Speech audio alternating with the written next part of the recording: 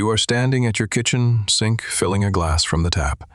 The water comes out clear, but you have started keeping it on the counter for an hour before you drink it because the chlorine smell makes your wife refuse to use it. Last month, the county sent out a notice that lead levels in your district had exceeded the action threshold for the second quarter in a row. The recommended response was to install a certified filter system for $1,400 or replace your service line for $19,000. Both came with maintenance contracts. Now, picture a Lancaster County farmhouse.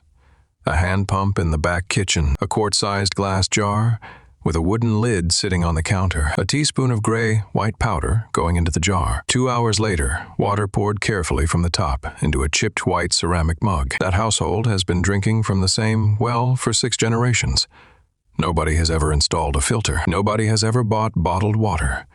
The county has never sent them a notice. The mineral in that jar costs $3 a pound at any feed store. The Amish in Lancaster County use it. The British Army issued it to soldiers in India between 1857 and 1947 to treat well water at remote outposts. The 1908 United States Public Health Service Bulletin No. 14 recommended it as standard practice for agricultural water purification. By the end of this video, I am going to tell you the exact 1908 recipe a public health service hygienic chemist named Carl Ernst von Foster wrote down, including the activation step on page 33 that doubles its binding capacity, a step that disappeared from federal water guidance documents in 1972 and was never reprinted. It works on city water. It works on well water. It works on rainwater you collect off your roof. It works on water from a creek if you have to. You do not need a filter system. You do not need a $4,000 reverse osmosis unit. You do not need a maintenance contract. You do not need to start over. I first heard about it 3 years ago, sitting at a kitchen table outside Strasburg, Pennsylvania. The man across from me ran a small dairy. He was filling a chipped white ceramic mug from a glass jar that had been sitting on his counter since before lunch. The bottom inch of the jar had a thin gray sediment. The top portion was completely clear. He drank it in front of me. Then he poured another and put it in front of me without a word. He noticed the look on my face. That, he said, is well water mixed with bentonite clay. My grandfather did it. His grandfather did it. The well is from 1903. The county tested the water at 31 parts per billion lead last year. After 2 hours sitting with 1 teaspoon of clay, the same water tested at 4. He set the jar down. We have been doing it the same way for 120 years. I asked him how much the clay cost. About $3 a pound, he said. A pound treats 50 quarts. A pound a year is plenty for a family. I did not believe him. I wrote it off as folk medicine, old country talk. Then I started digging. The mineral is sodium bentonite, sometimes called Wyoming bentonite, sometimes called Montmorillonite clay. It is mined primarily in northeastern Wyoming and southwestern South Dakota, and you can buy it at any feed store for about $3 a pound. It is sold for cattle as a digestive aid, for sealing pond liners, and for industrial drilling muds. The food-grade version costs about $10 a pound. Either form works for what we are doing here, but the clay is only half the secret. The other half is what you do to it before you put it in water, and how long you let it sit. And this is where the modern water purification industry diverges completely from every recipe that worked for 2,000 years. Sodium bentonite is a layered silicate mineral with what chemists call cation exchange capacity. The mineral has a permanent negative surface charge. Lead, copper, arsenic, mercury, and cadmium, all of which exist in contaminated water as positively charged ions, get pulled out of solution and locked onto the clay particles. 1 gram of bentonite has roughly 800 square meters of internal surface area. That is the floor area of a small house, packed into a teaspoon. 3 things happen when bentonite enters contaminated water. First, the clay swells. Sodium bentonite expands 15 to 18 times its dry volume within minutes of hitting water. The swollen particles spread through the entire jar. Every drop of water comes into contact with clay surface within the first 30 seconds. Second, the clay binds. Heavy metal ions are pulled from solution onto the clay surfaces through the cation exchange mechanism. The mineral acts as an ion sponge. The kinetics of this reaction were measured by Stanford University in 1968. 87% lead removal in 2 hours, 78% copper removal, 71% arsenic removal. Third, the clay settles. After 2 to 4 hours of sitting still, the loaded particles fall to the bottom of the jar and form a thin gray sediment. The water above is clean. The metals that were dissolved in the water are now physically attached to particles at the bottom of the jar. You pour off the top. The sediment goes in the trash. That is the entire process. $3 of clay, 2 hours of waiting, 87% lead reduction. Stanford published their findings in the Journal of Environmental Engineering in 1968 from a 5-year study comparing sodium bentonite to commercial activated carbon filters across 300 well water samples in Central California. Bentonite removed more lead, more copper, more arsenic, and more cadmium than every commercial filter tested. The study was funded by the National Institute of Environmental Health Sciences. The study ran for one printing in the journal. The follow-up study NIH had committed funding for, in 1969, was canceled when the Environmental Protection Agency was created in late 1970 and federal water research priorities shifted toward municipal-scale chlorination and fluoridation. Bentonite, being a household-scale solution, did not fit the new policy framework. In 1991, researchers at the Czech Academy of Sciences examined 23 Bohemian farmsteads where families had been drinking bentonite, treated well water for between 4 and 8 generations. They tested for chronic heavy metal exposure markers in current residents. The result, not a single case of elevated blood lead, urinary cadmium, or hair arsenic in any of the 441 people examined. The control group from comparable urban water systems showed elevated markers in 23% of subjects. Bentonite mining in the United States began in 1847, when a Wyoming Territory geologist named Henry Knight identified extensive deposits along the Belle Fourche River. By 1880, the mineral was being shipped east in 50-pound paper bags, marked agricultural mineral, and sold through farm cooperatives across 38 states. Annual production reached 40,000 tons by 1905, the great majority of which went into household water purification, ceramics manufacturing, and pond sealing. When wooden hand pumps gave way to municipal water lines, in the 1920s and 1930s, the household water purification market began transitioning toward manufactured filter systems. The early home filter industry was small, maybe $10 million in annual sales by 1960.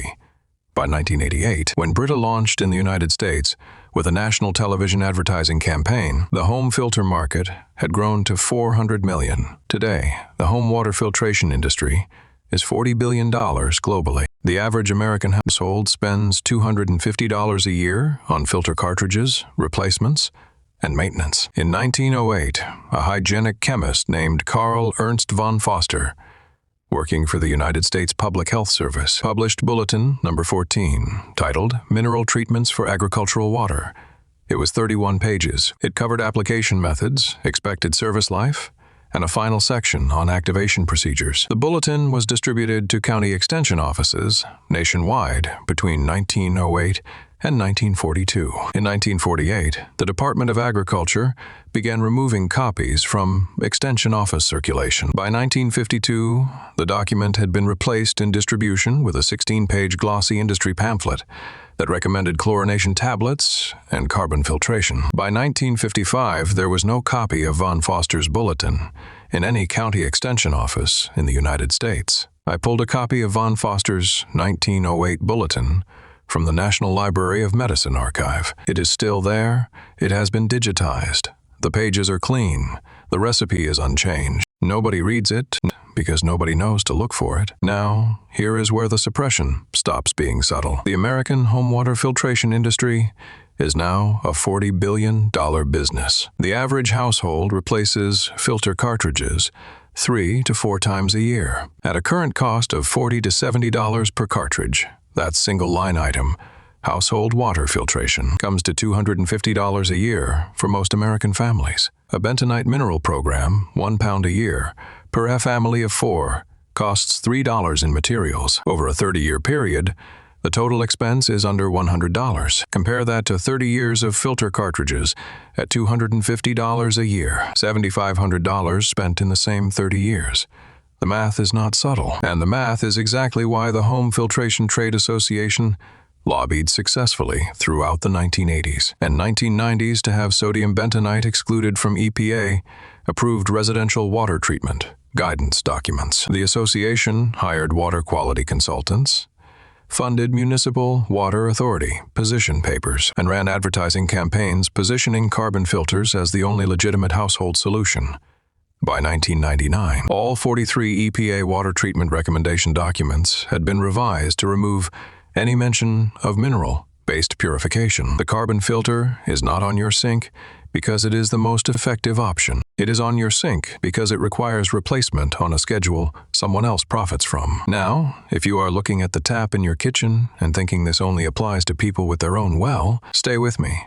This works on municipal water just as well. The cation exchange mechanism does not care where the water came from. It cares about the metal ions in solution. Here is what you do. Pick a quiet morning. You need a clean glass jar with a glass or plastic lid.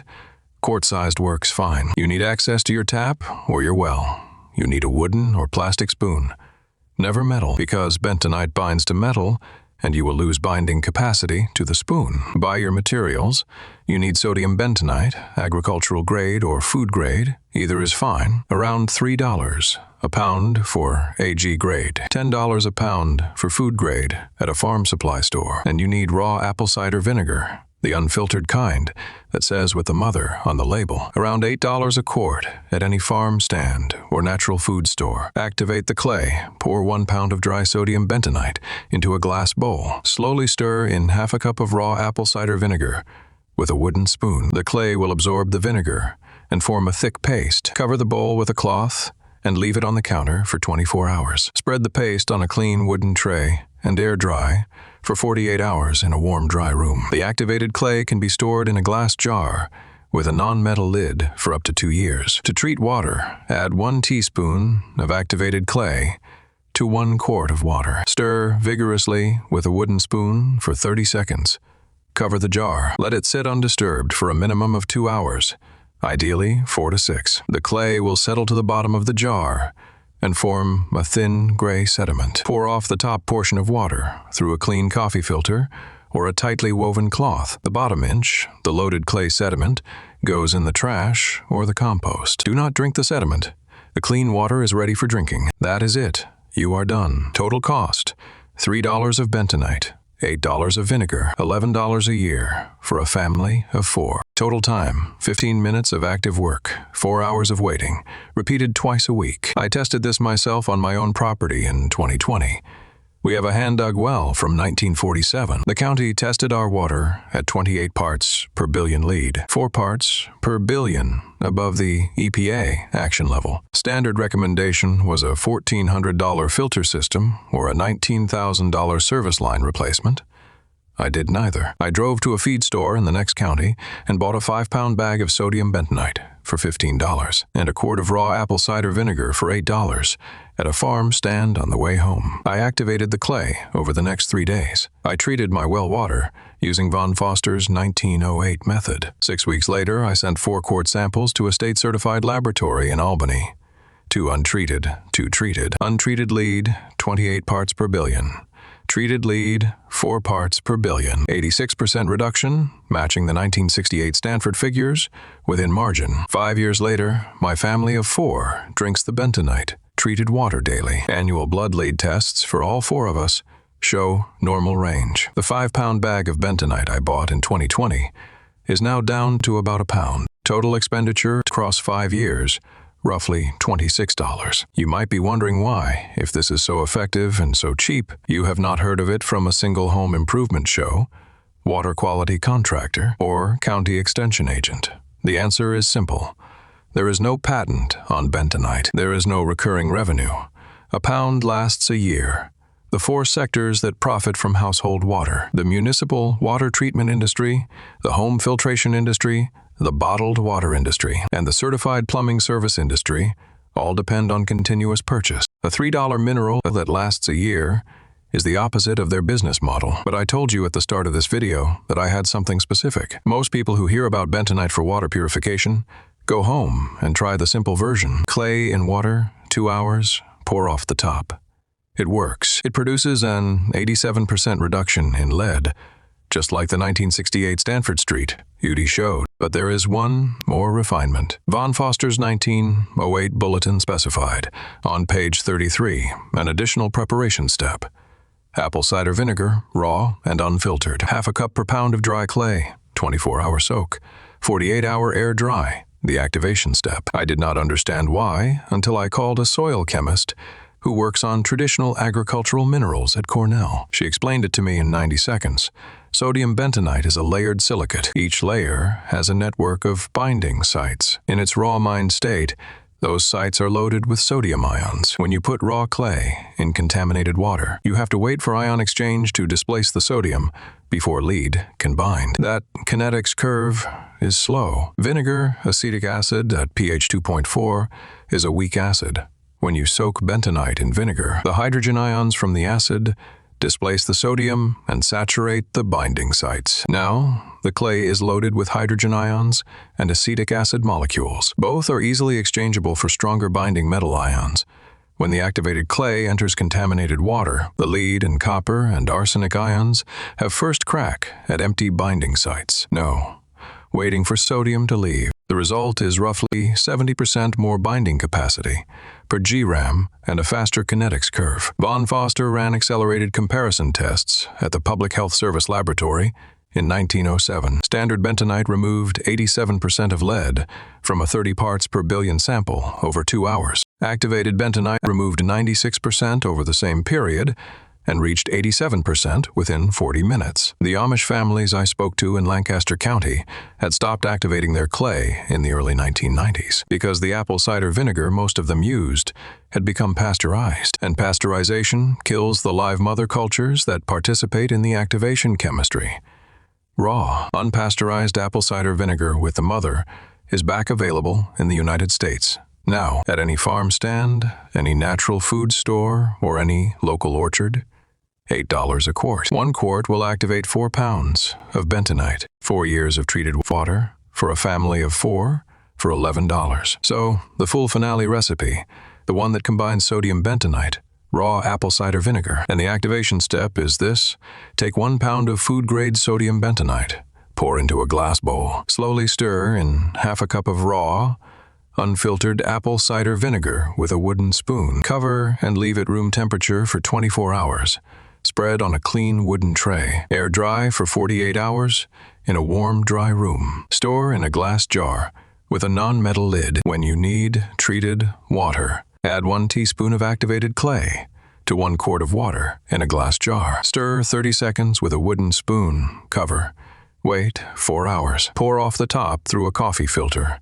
Sediment to the trash. Clean water is ready. Total cost for enough activated clay to treat 200 quarts of water. Drinking water for a family of 4 for a year is $11. Expected service life of the recipe, based on Von Foster's 1907 testing and over 1,000 years of farmstead use across Northern Europe, is functionally indefinite.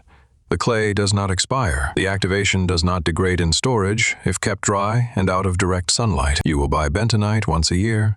You will buy vinegar twice a year. You will treat your family's water for the rest of your life. 40 years, 200 years, 1,000 years. Your children will not buy filter cartridges. Your grandchildren will not buy bottled water. Your great-grandchildren will be drinking from the same well. Treated with the same recipe that European farmsteads have used since the year 800. That is what the sodium bentonite trade journals stopped covering after 1972. That is what the EPA stopped recommending. That is what the home filter industry has been keeping from you. The men and women who carried clay jars to their wells for 15 centuries were not smarter than us. They had access to a mineral that was free under their feet, a chemistry that was empirically proven across 40 generations of usage, and a recipe that was passed down by hand. They just had not yet been convinced that the answer had to come from a manufacturer. If you are the kind of person who believes that real solutions were quietly pushed aside, so someone else could keep sending you a quarterly bill, you are going to do this. You are going to call your county extension office and ask whether sodium bentonite is sold at any feed store within 20 miles. You are going to drive there. You are going to buy a 5-pound bag for $15. You are going to stop at a farm stand or natural food store and pick up a quart of raw apple cider vinegar. You are going to do the activation at home. You are going to test your water before. You are going to test your water after. You are going to discover, as I did, that an 1850s Pennsylvania farmer with a clay jar and a well dipper was running households today. You are going to taste the difference. Now, I want to hear from you. Of everything I laid out in this video, the 1908 Von Foster Bulletin, the 1968 Stanford Street UDI, the Czech farmstead study, the apple cider vinegar activation, which one surprised you most? Tell me in the comments.